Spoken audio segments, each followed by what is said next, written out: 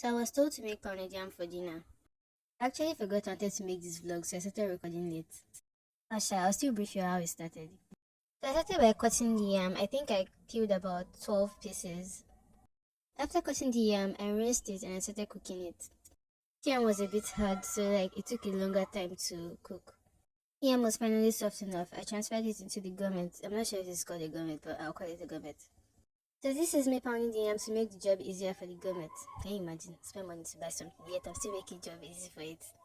Add a little bit of water so it will not be too hard. That's the gourmet.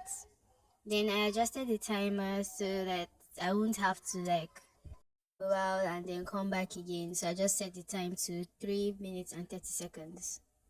Set a speed of 5 so it will be faster. This is the government doing this thing, making life easier for people who used to use pestle and mortar back in the days. Not exactly back in the days, but you get what I mean. I was trying to open the thing, but it was proving stubborn. This is it now. It looks better than it did before. I think you can use this thing to make dough for donuts. This is it after the first time, and it still had little bumps, so I decided to do it again. This time I set the timer to 2 minutes and 30 seconds. Again, the government is doing its work, making life easier for me. This is the pounded yam. I'm not sure if I should still call it pounded, but this is the pounded yam after, grinding and blending and pounding and whatever.